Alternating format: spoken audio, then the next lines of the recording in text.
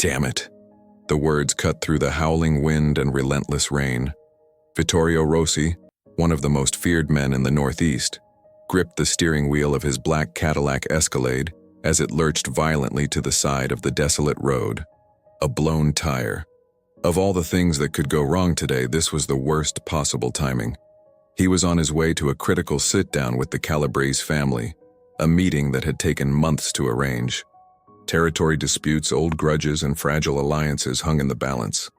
Missing this meeting wasn't just bad business. It was a sign of weakness. And in his world, weakness was a death sentence.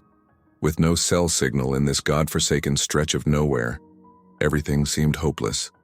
Out of nowhere, 3 black teenage boys appeared, laughing and chatting as they rode their bikes through the storm. "Need some help, sir?" one of them called out. After only 20 minutes, everything was taken care of. The damaged tire was replaced by 3 boys who didn't know who he was, didn't care about his reputation, and wanted nothing in return. Vittorio reached for the thick roll of hundreds in his jacket pocket, but the boys refused. Just a few days later, a black SUV pulled up in front of the boys' home, delivering some very special gifts. Let us reflect on this true story. Don't forget to subscribe and hit the notification bell for more daily stories like this. Share your thoughts in the comments and let us know where you're watching from. We'd love to hear from you. The rain was relentless. Vittorio Rossi, a man who commanded respect through fear and unwavering authority, was driving his armored Cadillac Escalade through the storm with calculated precision. The weather was not in his favor. Rain pounded on the roof of the black SUV like a war drum, each drop a reminder of his deteriorating timeline. The windshield wipers fought furiously against the deluge on the winding, isolated road. He glanced at the glowing digits on the dashboard, only 45 minutes until the sit-down in the city. This wasn't just any meeting. It was a negotiation between families, the kind that could shift power dynamics across 3 states. Vittorio had built his empire on being punctual, calculated, and untouchable. But today, control slipped from his grasp when the Escalade jolted violently, accompanied by the unmistakable sound of a blowout. "Damn it," he muttered, pulling the vehicle onto the narrow shoulder. He stepped out into the downpour, his expensive Italian suit immediately soaked.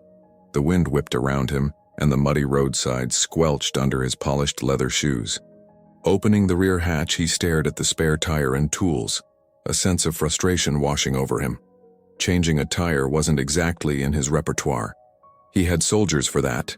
He was standing on the outskirts of a small, forgotten town, surrounded by vast expanses of empty fields and rolling hills. Turning around, he saw no signs of people or houses on this lonely stretch of road. There was no one but him, the rain, and the ticking clock. As he debated his options, Vittorio realized his phone had no signal. He cursed under his breath. Damn it. Looking around for any signs of help, the road stretched endlessly in both directions. If he failed to arrive on time, the Calabrese family would see it as disrespect. Disrespect meant war, and war meant blood. Just as he was about to accept his fate, faint laughter pierced through the rain. He squinted into the distance and saw 3 figures on bicycles pedaling toward him. They were black boys no older than 15, their laughter cutting through the dreary storm. They wore mismatched raincoats, each splattered with mud from the puddles they'd biked through. The trio slowed down as they approached the disabled Escalade. The tallest, a boy with curly hair and a worn-out blue raincoat, called out, "Hey, mister, need some help?" Vittorio straightened up, his instincts immediately on guard. He glanced at their bicycles, then at their youthful faces. His world had taught him to trust no one, especially strangers, but the reality of his situation wrestled with his suspicion.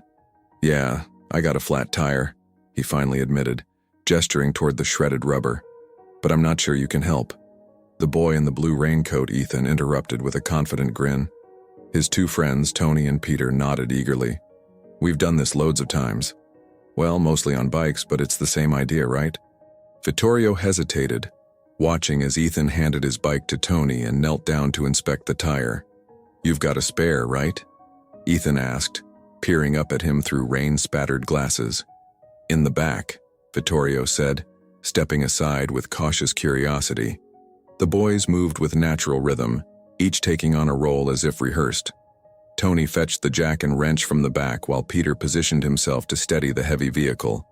Ethan, the leader, began loosening the lug nuts with steady hands. "You don't mind getting wet?" Vittorio asked, his voice tinged with skepticism. "It's just rain," Peter said with a shrug. "We're already soaked anyway."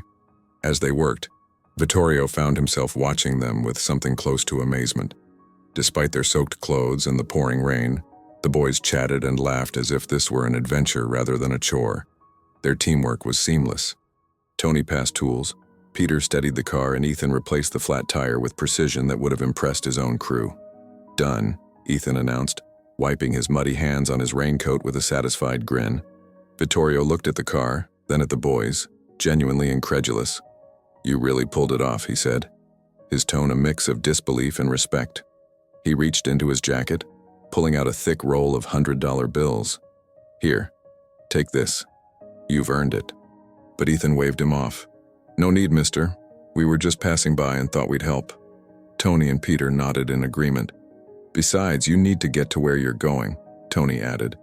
Vittorio stared at them, baffled. In his world, everything had a price. Loyalty was bought, favors were traded, and kindness was a weakness to be exploited. These boys had just helped him, a complete stranger, expecting nothing in return. "Are you sure?" "It's the least I can do," he insisted, still holding out the money. Ethan smiled, shaking his head. "We're sure. Just drive safe, okay?" And with that, the boys hopped back on their bikes, pedaling away into the rain, their laughter echoing in the distance. Vittorio stood there for a moment, watching them disappear into the storm.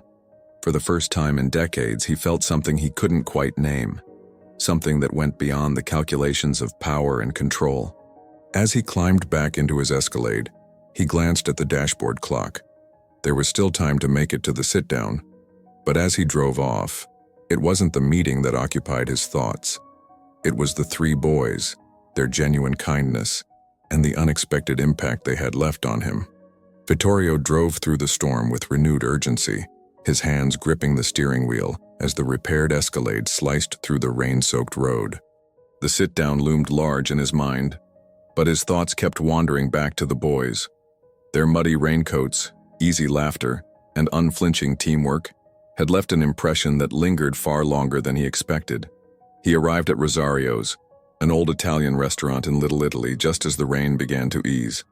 The valet, one of his own soldiers, hurried over with an umbrella. Vittorio stepped out, adjusting his damp suit.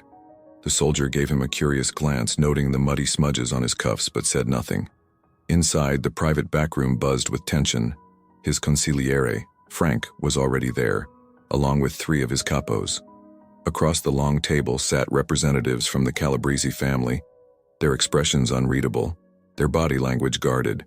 Vittorio took his seat at the head of the table, his usual commanding presence returning. This negotiation, a territorial agreement worth millions in monthly revenue, had been months in the making. He leaned forward, laying out his terms with the precision and authority that had built his empire. But somewhere in the back of his mind, the scene from earlier replayed. The boys huddled under the rain, their hands working quickly, their laughter rising above the storm. They hadn't asked for anything, hadn't expected anything. They simply helped. As the meeting stretched on, Vittorio found himself distracted. His responses were sharp, but his focus wavered.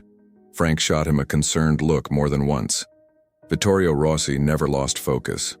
When the meeting finally concluded, the agreement was reached. Handshakes were exchanged, the old rituals of respect observed. But as the Calabrese representatives filed out, Vittorio felt none of the satisfaction such victories usually brought. Back in his office above the restaurant, he loosened his tie and sank into his leather chair, staring out at the city skyline. Rain streaked the glass, the storm still lingering over the metropolis. On any other day, he'd be celebrating, feeling the rush of power that came with expanding his territory. But today, his mind was elsewhere. He replayed the moment he reached for his roll of cash, expecting the boys to take it. Their refusal had caught him completely off guard. In his world, everyone had a price. Loyalty was purchased, respect was commanded through fear, and generosity was always transactional. But those boys had helped him with no expectation of repayment. It was a concept so simple, yet so foreign to everything he knew. Vittorio leaned back, the weight of his thoughts pressing down on him. He remembered Ethan's confident grin, Tony's steady hands, Peter's casual shrug. They had shown a kind of honor he hadn't encountered in decades. Not the honor of omerta or the code of silence. Something purer, something he'd lost somewhere along the way. For the rest of the evening, Vittorio couldn't shake the feeling that he owed them more than gratitude. The storm outside began to clear, the city lights shimmering against the wet streets below. As he watched the rain fade into the distance, Vittorio made a decision. He would go back to that small town, not to intimidate, not to control, but because he needed to do something more, something meaningful.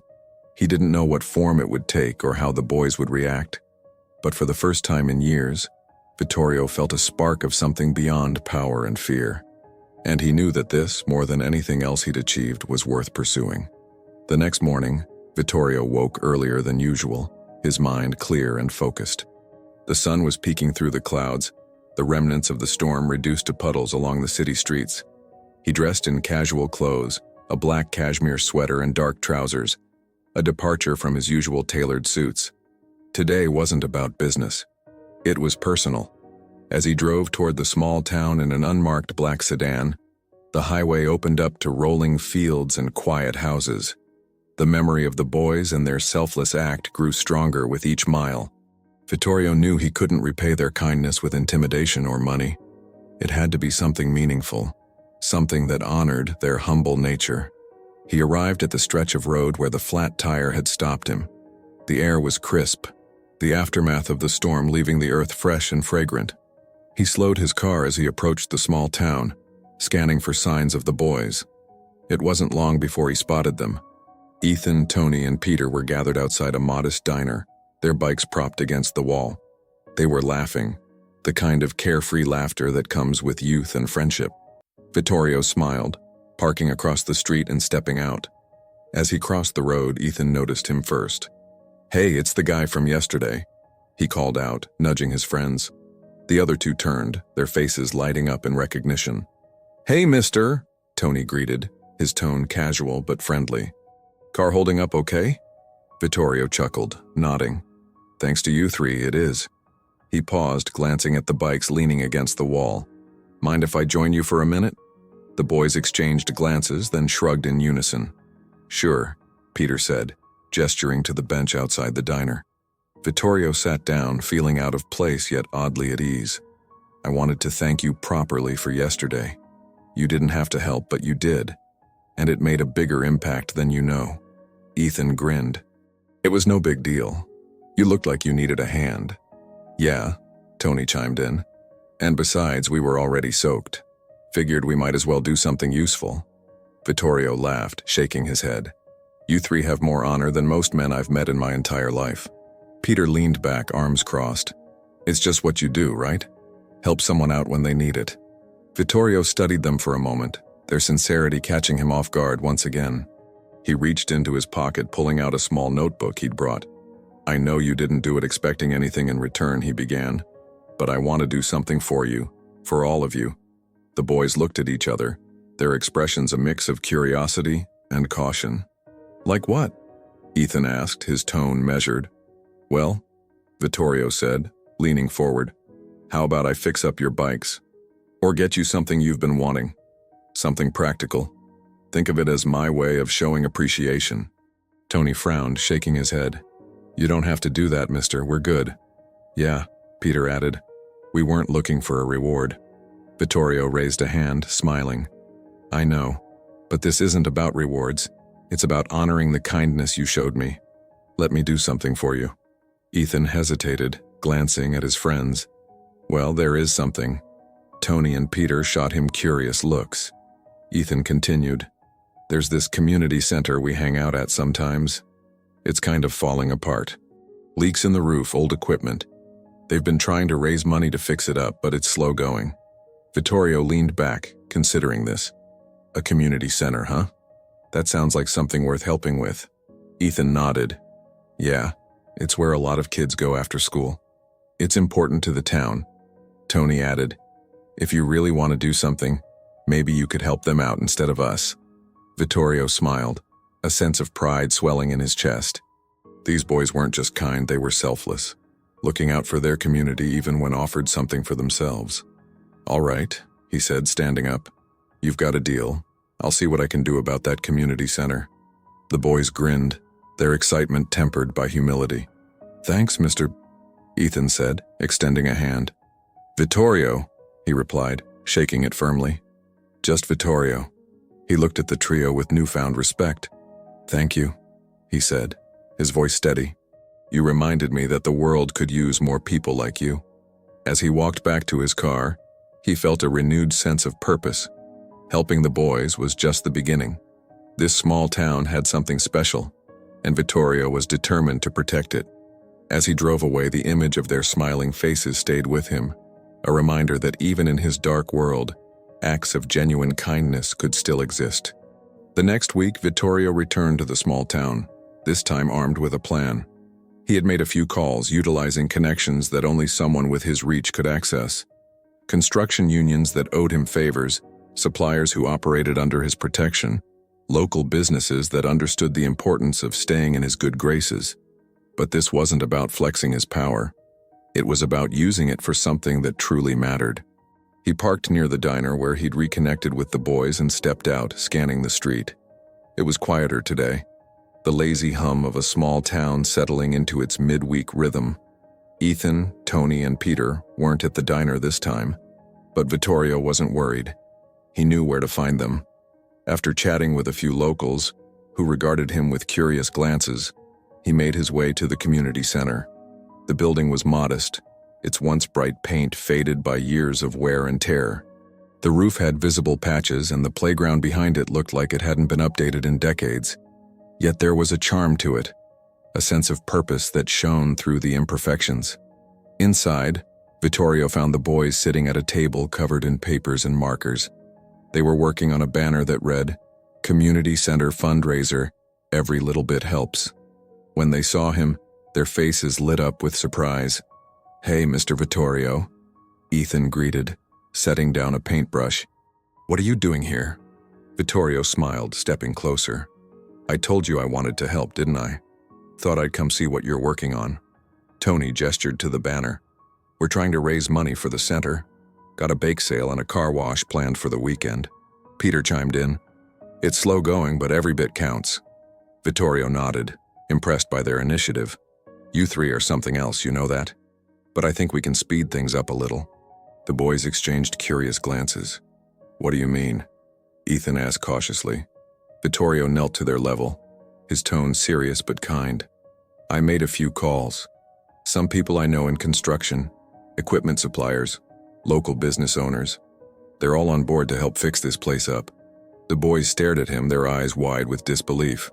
"You're serious?" Tony asked, his voice barely above a whisper. Vittorio nodded. "Completely. This center is important to your community, and you three reminded me that helping others means more than anything power or money can buy.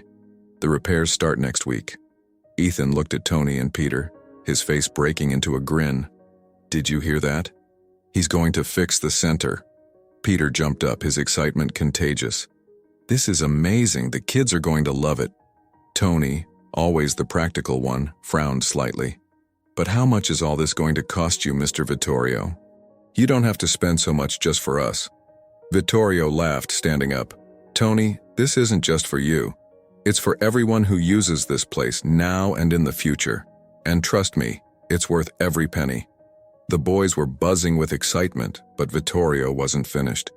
He turned toward the door as a woman entered, her arms full of papers and a tired smile on her face. She paused when she saw him. "Hi," she said, her tone polite but wary. "I'm Karen, the director of the center. Can I help you?" Vittorio extended a hand. "I think I'm here to help you, Karen. The boys told me about the work you're doing here. I'd like to contribute." Karen's eyes widened. "Contribute how?" Vittorio gestured to the building. "I'm organizing a full renovation. New roof, updated playground, proper equipment for the kids. Whatever you need to make this place what it should be." Karen blinked, her hand covering her mouth. I don't even know what to say." "Say yes," Vittorio replied with a warm smile. "And let me know how I can make your job easier." Karen looked at the boys, then back at Vittorio, her voice trembling with emotion. Yes. Absolutely yes. Thank you. Over the next few hours, Vittorio worked with Karen and the boys to create a detailed plan. The renovations would begin immediately, starting with the roof and structural repairs.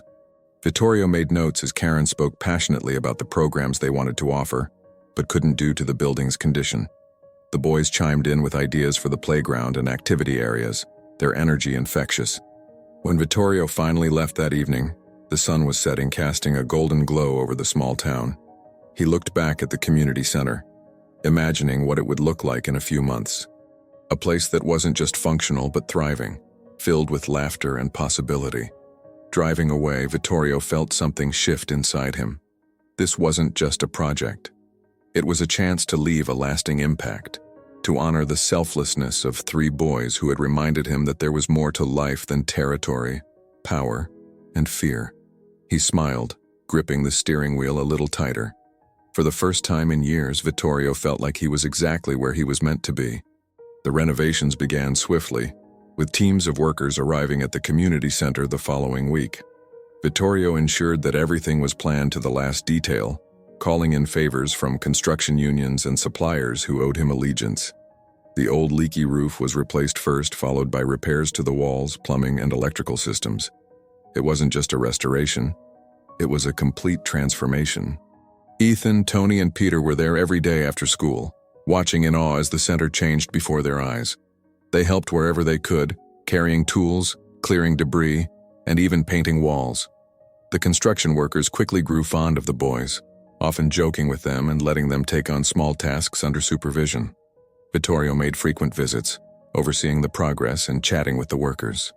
But his favorite moments were the breaks, sitting outside with the boys and Karen discussing plans for the future of the center. Each day, Vittorio felt a deeper connection to the community and the project. One bright Saturday morning, as the workers were finishing the final touches on the new playground, a crowd began to gather. Families from the town had heard about the renovations, and the excitement was palpable. The playground was a centerpiece, a vibrant area with colorful swings, a slide, and a jungle gym. It stood as a symbol of what was possible when people came together. Vittorio stood with Karen, watching as the last pieces of the playground equipment were bolted into place. Karen turned to him, her expression a mix of gratitude and amazement. "I don't think we'll ever be able to thank you enough," she said, her voice soft. Vittorio smiled, shaking his head. "Karen, this isn't about thanks. This place is going to mean so much to so many people. That's all I need." She nodded, her eyes glistening. "You've done more than just fix a building, Vittorio. You've given this town hope." Before Vittorio could respond, Ethan, Tony, and Peter came running over, their faces alight with excitement. "It's done. The playground's done," Ethan exclaimed, pointing toward the workers who were stepping away from the newly installed equipment. Vittorio looked at the boys, their energy contagious. "You 3 should have the honor of testing it out first," he said, motioning toward the playground. Without hesitation, the boys sprinted toward the swings, laughing as they climbed aboard. Their carefree joy was infectious, drawing cheers from the gathered crowd.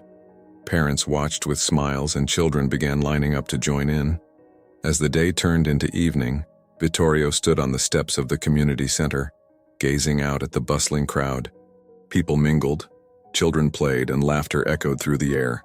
Karen joined him, handing him a cup of coffee. "You've changed this place, Vittorio," she said, her voice filled with emotion. "But I think you've also changed yourself."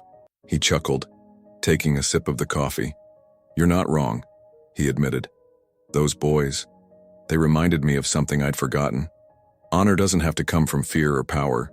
Sometimes it's as simple as stopping to help someone in need." Karen smiled. "And sometimes it grows into something much bigger." Later that evening, as the event wound down and families began to head home, Ethan, Tony, and Peter found Vittorio near his car. They stood quietly for a moment before Ethan stepped forward. "Mr. Vittorio, we just wanted to say thanks.